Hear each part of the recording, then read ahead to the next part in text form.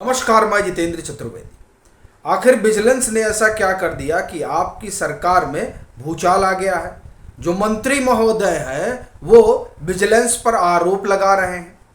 तब ये स्वाभाविक सवाल उठता है कि क्या विजिलेंस के हाथ कुछ लग गया है, क्योंकि विजिलेंस कई मामलों की जांच पड़ताल कर रहा है जिसमें शीश महल की भी फाइलें हैं।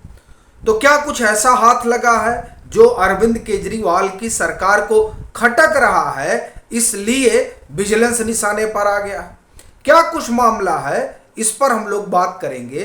बात इस पर भी करेंगे कि संबित पात्रा ने एक ट्वीट किया है जो आपकी फंडिंग से जुड़ा हुआ मसला है, और वो जो ट्वीट है वो अपने आप में कई तरह के सवाल खड़ा करता है अरविंद केजरीवाल और आम आदमी पार्टी को लेकर। तो वो ट्वीट क्या है और वो जो कुछ पन्नू कह रहा है वो क्या है, उस पर भी हम लोग बात करेंगे। बात इस पर भी करेंगे कि ये जो नेशनल शेड्यूल कास्ट एलियंस है वो बड़ा गंभीर आरोप लगा रहा है आम आदमी पार्टी की सरकार पर। तो वो क्या है, और एक मामला इस बात से भी जुड़ा हुआ है कि आखिर ये जो पालम की खाप पंचायतें हैं वो अरविंद केजरीवाल की सरकार से खफा क्यों है। वो धमकी दे रही हैं और वो कह रही हैं कि अगर हमारी मांगे नहीं मानी गई तो अरविंद केजरीवाल के घर पर धरना दिया जाएगा। तो क्या कुछ उनका अपना सरोकार है, उस पर भी हम लोग बात करेंगे। लेकिन शुरुआत करते हैं नेशनल शेड्यूल कास्ट एलियंस से। ये पंजाब में एक्टिव है और ट्रिब्यून की खबर है। इनका क्या आरोप, ये कह रहे हैं कि जो आपकी सरकार है और इस सरकार के कर्ता धर्ता तो जो हैं आप जानते ही हैं, लेकिन आपके जो संयोजक हैं अरविंद केजरीवाल, उन्होंने बड़े वादे किए थे, उन वादों पर खरा नहीं उतर रहे हैं। इनका आरोप है कि एससी की अनदेखी हो रही है, और फिर ये भी कह रहे हैं कि साहब इन्होंने तो वादा किया था विधानसभा चुनाव के दौरान कि डिप्टी सीएम बनाया जाएगा इस समाज से, लेकिन अभी तक कुछ हुआ नहीं। इस बात को रेखांकित कर रहे हैं, और ऐसे समय में जब 2024 का चुनाव बहुत ज़्यादा दूर है नहीं और आपको बड़ी आशा है पंजाब से, तो ऐसी स्थिति में इस तरह के आरोप आपके लिए बड़े घातक हो सकते हैं, क्योंकि यहाँ एससी समाज की ठीक ठाक आबादी है और आपकी सरकार बनाने में उनकी बड़ी भूमिका रही है। लेकिन जो बात संबित पात्रा कह रहे हैं वो बड़ी गंभीर है। उन्होंने पन्नू का एक वीडियो साझा किया है, वही पन्नू जिसका जो खालिस्तानी है। उसमें वो बता रहा है कि पंजाब चुनाव के लिए, गुजरात चुनाव के लिए, हिमाचल चुनाव के लिए वो कह रहा है कि किस तरीके से आपको फंडिंग हुई, और वो दावा जो कर रहा है वो दावा बड़ा भयावह है। और उस दावे में वो बता रहा है कि किस तरह से खालिस्तान समर्थकों ने फंडिंग की। ये अपने आप में बड़ा सनसनीखेज आरोप है। अब ये संबित पात्रा ने साझा किया है, और ये आरोप वाकई में आपके अगर लिहाज से देखा जाए तो बड़ा गंभीर हो जाता है। इसी तरह का आरोप एक समय में कुमार विश्वास ने भी लगाया था, और तब तो कोर्ट कचहरी हो गई थी, उनके पीछे पुलिस छोड़ दी गई थी। उस वाक्य से आप लोग वाकिफ होंगे। अब संबित पात्रा ने ये ट्वीट किया है, सो अब इस ट्वीट के बाद क्या होगा वो तो एक अलग मसला है, लेकिन ये जो आरोप है वो बहुत गंभीर है। जहां तक मसला इस बात से जो जुड़ा हुआ है कि ये पालम की खाप पंचायतों ने जो एल्गार किया है, और आप देखिए बड़ी मज़ेदार बात कि ओल्ड पेंशन स्कीम पर, ओल्ड पेंशन को लेकर संजय सिंह दहाड़ रहे थे सभा में, लेकिन ये खाप के लोग जो जंतर मंतर, और आप ये कहें कि वो तो दिल्ली में ही है, ओल्ड पेंशन वाले तो बाहर से आए और उन्होंने धरना प्रदर्शन किया।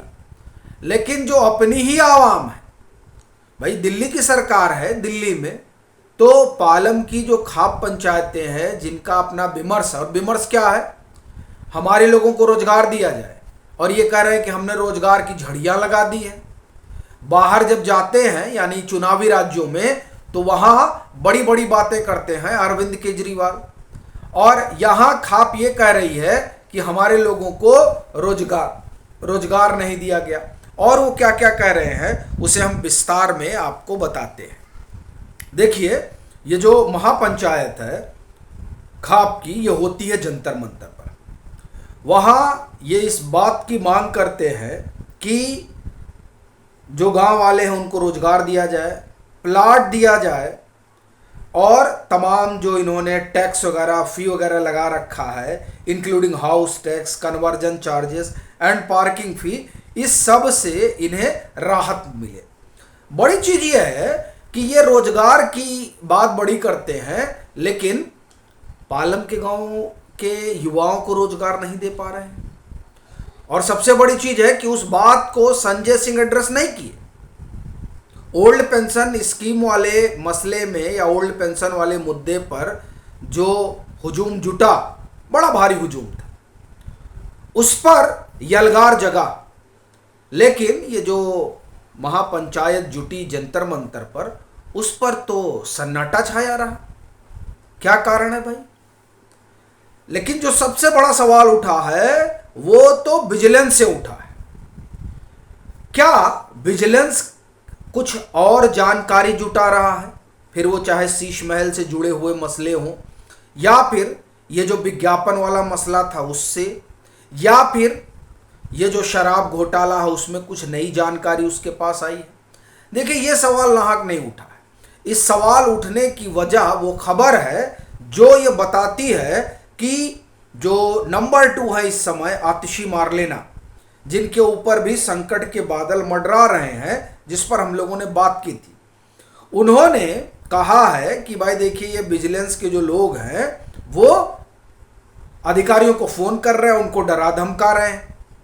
अब देखिए, विजिलेंस के ऊपर इन लोगों की निगाह तो तभी से वक्र हो गई है जब से ये शीश महल वाला पूरा खजाना खोज के विजिलेंस ने निकाला।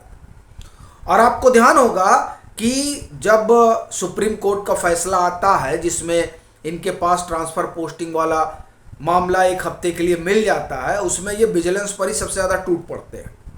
वहीं से ये बात साफ हो गई थी कि विजिलेंस ने सब किया तो ठीक, लेकिन ये शीश महल वाला मसला कैसे विजिलेंस ने खोद कर निकाल दिया, ये बात आपको सबसे ज़्यादा आखिरी, और इसीलिए सबसे ज़्यादा प्रहार विजिलेंस पर ही किया गया। और अभी भी देखिए विजिलेंस पर ही प्रहार है। क्यों? क्योंकि विजिलेंस ने शीश महल खोद कर निकाल दिया। क्यों? क्योंकि विजिलेंस ने ये जो 15वीं शताब्दी का मॉन्यूमेंट गिराया गया था, और गिराया किसने था, गिरवाया किसने था? आरोप है कि केजरीवाल के चहेते अधिकारी ने अपने सरकारी आवास को बड़ा करने के लिए उसके ऊपर जो है शिकंजा कसा गया।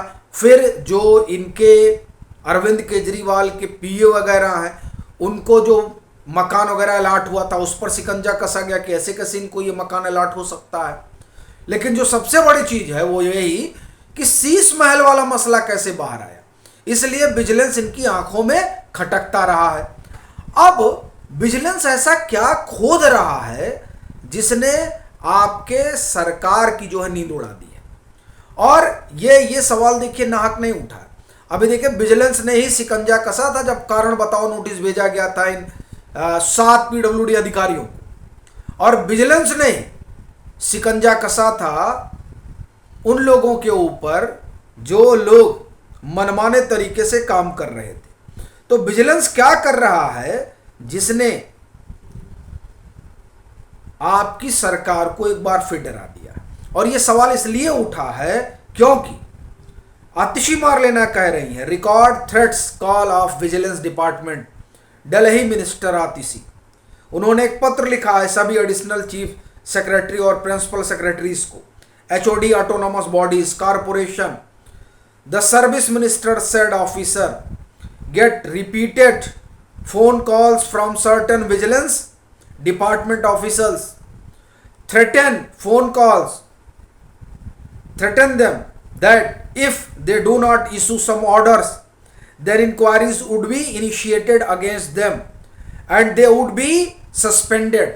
यानी कह रही है कि फोन किया जा रहा है, उनको धमकाया जा रहा है कि अगर ये ऑर्डर नहीं पास करोगे, ये ऑर्डर नहीं जारी करोगे तो तुम्हारे ऊपर कार्रवाई हो जाएगी। यानी विजिलेंस के अधिकारियों पर डराने धमकाने का आरोप लगाया जा रहा है। अब इस दरमियान जब विजिलेंस के लोगों से पूछा गया तब सूत्रों के हवाले से यह बताया गया कि she has failed to provide any such complaint which raise doubts about the factual correctness of her notes.